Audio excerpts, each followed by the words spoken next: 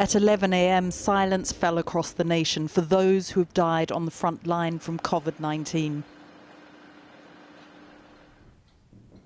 The Prime Minister paying tribute, having recovered from the virus himself.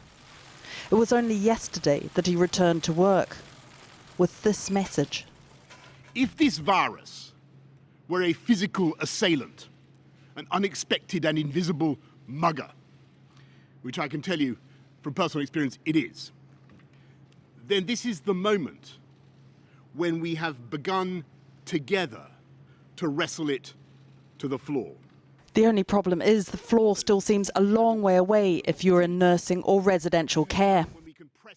New figures from the Care Quality Commission published for the first time show just how many people are dying in care homes. In the 2 weeks to April the 24th, there were 4,343 deaths in England that was said to be COVID-related.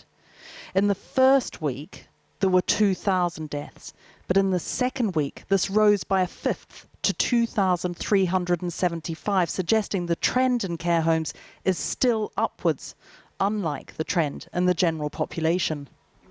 For all the statistics that now pour out every Tuesday, it is staff like Samantha who witness it, and her case nightly, as she works her shifts in care homes. Before COVID-19, it's maybe like one every couple of months, one every month, if that. But that was through natural causes. But at the moment, we're just getting one after the other. It's extremely emotionally, mentally, it breaks you down. Give me a feel for the numbers we're talking about. I think the past week it's been about 3 confirmed, but 2 suspected. In just one care home? In just one care home, yeah. The other ones that I work at, it's maybe 1 a week, if that.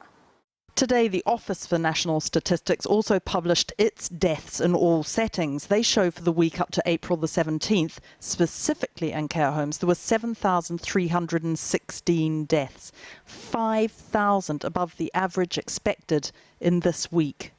And analysis by several experts now says that the figures would suggest that deaths in all settings are now more than 45,000. What is also clear is the disparity that Channel 4 News has repeatedly highlighted, that difference between the excess mortality and the deaths due to COVID. Do you think that there are people who've died and it hasn't been certified as COVID? Definitely, yeah. I think that there's more COVID deaths than what are being put on the death certificates. I'm at a loss to know why we can't have real-time statistics in the same way that we do in the NHS. And we need to understand both how many people are infected and dying, but we also need to know exactly where they are so that we can direct all the resources available to make sure that we are on top of the pandemic in the areas that are the most susceptible. And that inevitably brings us back to personal protective equipment, or PPE, and testing, with care homes still reporting significant issues with both.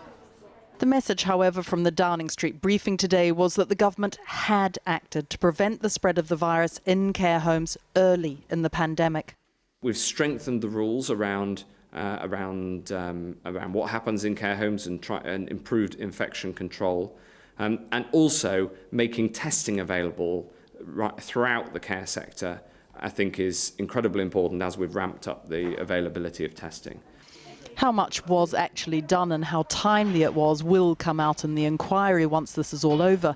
But it is clear that staff and residents in care homes remain deeply concerned as the toll in the sector rises.